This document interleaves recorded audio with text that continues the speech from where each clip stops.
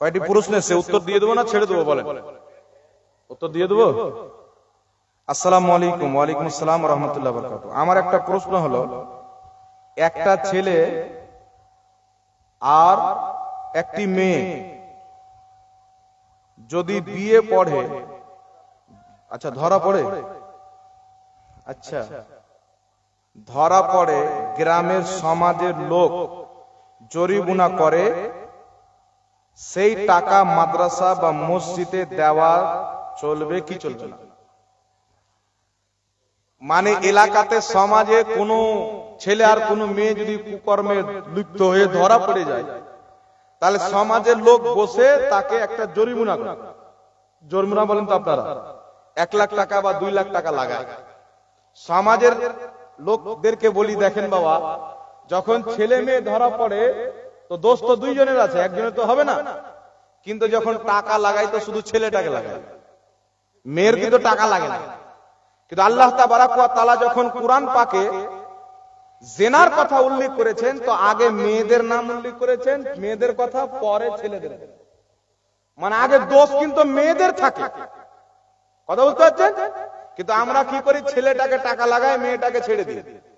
তাহলে কিছু মেয়ে এমন এলাকাতে ছিল বাবা, আমি এক জায়গাতে গিয়েছিলাম, তো ওই মেয়েটা 7-8 জনের সঙ্গে ধরা পড়েছে, মানে ব্যবসা চালু করে দিয়েছে যে যতবার ধরা পড়বে 1 লাখ 1.5 লাখ টাকা করে পাবো, কোটিপতি হয়ে যায়।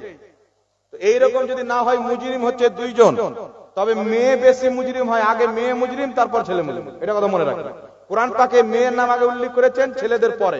এইবার চলে আসেন, সমাজের মধ্যে দুটি ধরা পড়ে, একটা ছেলে একটা মেয়ে, আর সেই বিচার বসলো, বিচারে টাকা লাগানো হলো জরিমানা, সেই টাকাটা মসজিদ বা মাদ্রাসাতে লাগানো যাবে কি না?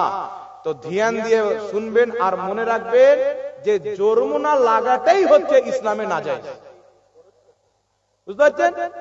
এই যে জরিমানা করা হয়, এটা ইসলামের নাজায়েজ এবং হারাম।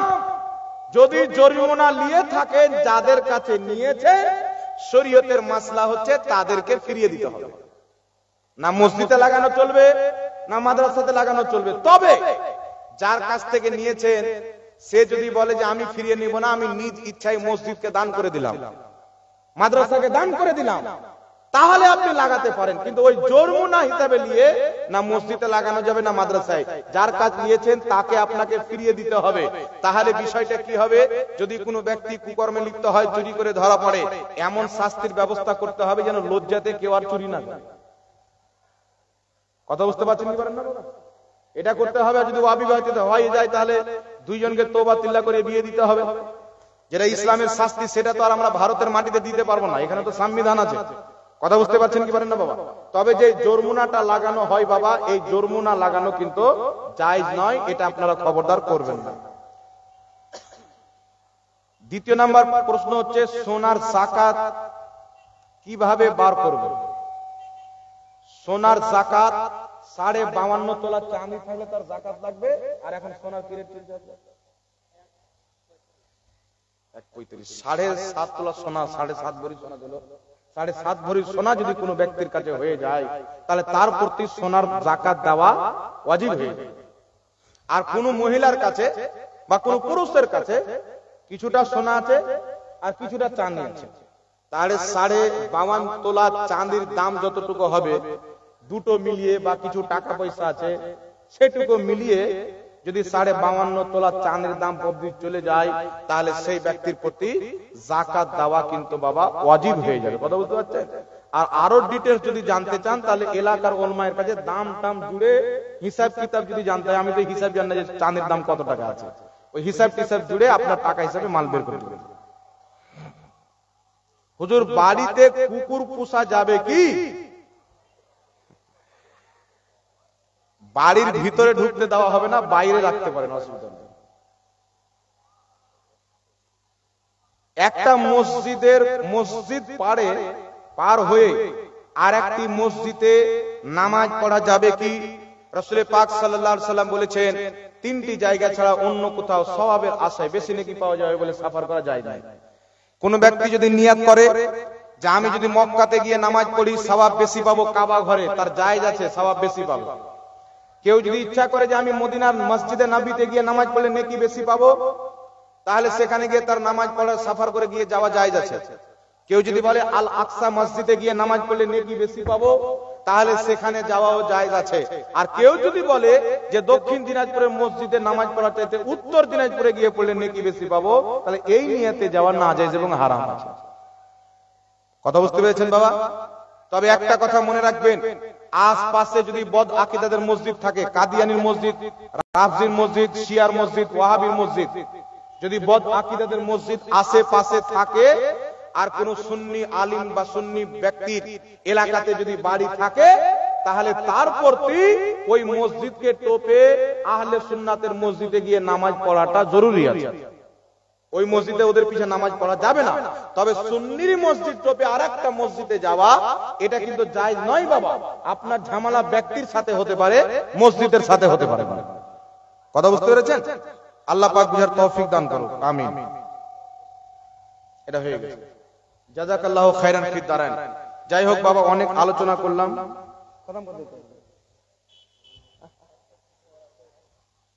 আচ্ছা, কিছু জিজ্ঞাসা করুন নাকি আপনারা?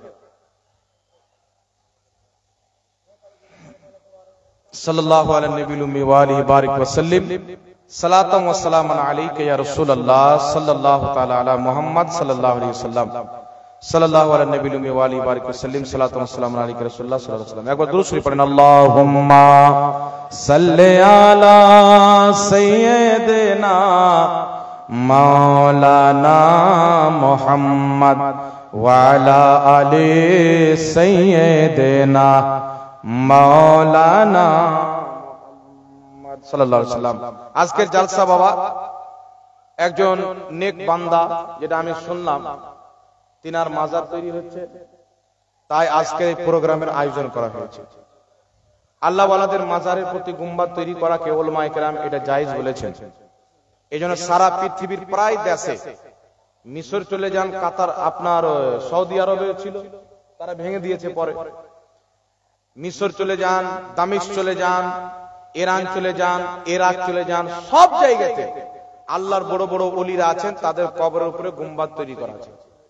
আমার নবী সাল্লাল্লাহু আলাইহি সাল্লাম আলী রাদিয়াল্লাহু তাআলা আনহুকে যেইগুলি কবর ভাঙতে বলেছিলেন, সেগুলো মুশরিক কাফিরদের কবর ছিল, মুসলমানদের কবর নয়। তারিখে মদিনা বলে একটি কিতাব আছে, ইমাম ইবনে শাহবাব, সেই কিতাবের প্রথম খণ্ডের 122 পৃষ্ঠার মধ্যে একটি হাদিস এসেছেন সনদ সহ। হযরতে আলী রাদিয়াল্লাহু তাআলা আনহুর ভাই একটি জায়গা খোদাই করলেন কূপ তৈরি করার জন্য, পানির কুয়া বানানোর জন্য।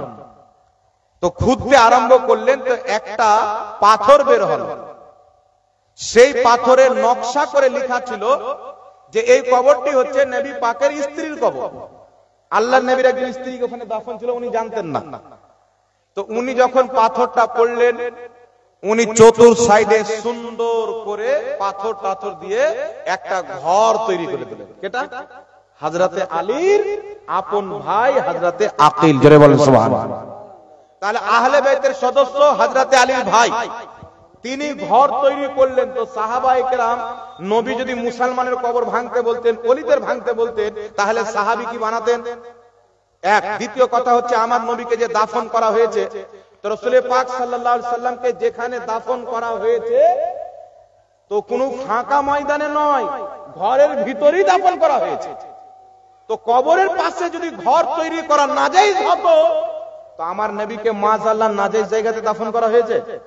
জোরে বলতে হবে বাবা, নবীর কবর নাজায়েজ জায়গাতে হবে, এটা তো কোন মতে হতে পারতো না। তো আল্লাহর নবীকে ঘরের মধ্যে দাফন করা হয়েছে, এখান থেকে বোঝা গেল কোন নেক বান্দাদের কবরের উপরে ঘর গুম্বাদ তৈরি করাতে কোনো সমস্যা নয়, এতে তাদের মর্যাদা সম্মান জাহির হয়। জোরে বলেন সুবহানাল্লাহ। এটা কোনো পাবলিক সাধারণের কবর নয়, এটা হচ্ছে একজন আল্লাহ ওয়ালার কবর। এইজন্য পৃথিবীর মুসলমান ইমাম কাসানি রাহমাতুল্লাহ আলাইহি বাদায়ুস সানায়ে কিতাবের মধ্যে একটি হাদিস এনেছেন যে হযরতে আব্দুল্লাহ ইবনে আব্বাস রাদিয়াল্লাহু তাআলা আনহু, তিনি যখন ইন্তিকাল করলেন, তো হযরতে সাইয়্যিদিনা মুহাম্মদ বিন হানফিয়া, হযরতে আলীর ছেলে, 4 তাকবীরের সহিত তিনার নামাজে জানাজা পড়লেন। নামাজে জানাজা পড়ার পর তিনাকে দাফন করা হলো। তিনাকে দাফন করে তিনার কবরের প্রতি তাবু খাটানো হলো, লকড়ির ঘর তৈরি করা হলো। সুবহানাল্লাহ। তো সাহাবায়ে কেরাম নবীর ঘর তৈরি করতেন। আর বুখারী শরীফে তালিক সূত্রে হাদিস এসেছে যে আহলে বাইতের একজন সদস্যর কবরের উপরে আপনার ঘর তৈরি করে আহলে বাইতের একজন সদস্য 2 বছর পর্যন্ত ছিল। এই হাদিস দ্বারা উলামায়ে কেরাম মাজারাতে আউলিয়াতে মুজাওয়ার রাখাকেও বৈধ এবং জায়েজ বলেছে। জোরে বলেন সুবহানাল্লাহ। এইজন্য ইমাম মুল্লা আলী কারি রাহমাতুল্লাহ আলাইহি মিশকাতুল মাসাবির শারা মিরকাতুল মাফাতির মধ্যে লিখেছে যে হক্কানি ওলি আউলিয়া হক্কানি আলিমদের কবরে গুম্বাদ তৈরি করা জায়েজ আছে। এইজন্য ইমাম বিশ্ববিখ্যাত ইমাম ইবনে আবিদিন শামী রাহমাতুল্লাহ আলাইহি বলেছেন যে উলামায়ে কেরাম নবী বংশের লোক বা সালেহীন ব্যক্তি নেক ব্যক্তির কবরের উপরে গুম্বাদ তৈরি করাতে লা ইয়াকরাউ কোনো অসুবিধা নাই, এটা জায়েজ আছে। জোরে বলেন সুবহানাল্লাহ। কথা বুঝতে পারছেন বাবা?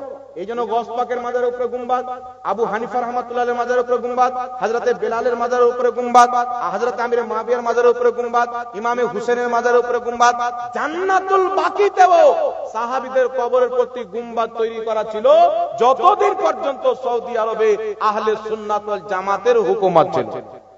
যখন আমেরিকার 5টা গোলাম এসেছে, ইসরায়েলের দালালরা এসেছে, তখন তারা সেই মাজারগুলিকে ভেঙে চুরমাচার করে দিয়েছে, বম ব্লাস্ট করেছে।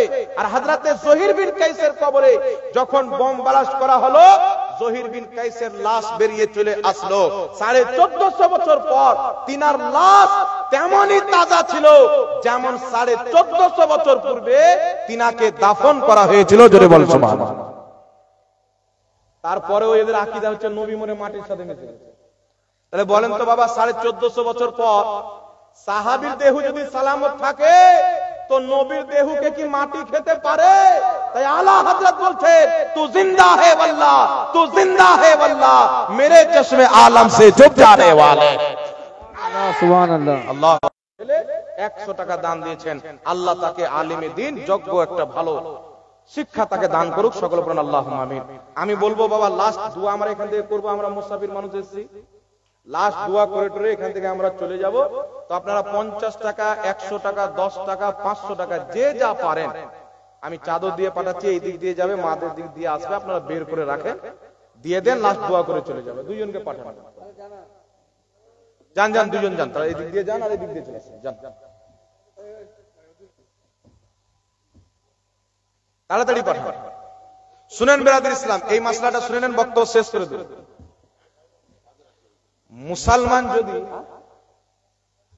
নিয়ে যান তাহলে আপনাদের চাদর তাহলে বেশি ভালো হবে। আমারটা হারিয়ে গেলে আবার অসুবিধা হবে। আমি কয়েকদিনকার জন্য বেরিয়ে চলে এসেছি, তো এখন বাড়ি যাবো।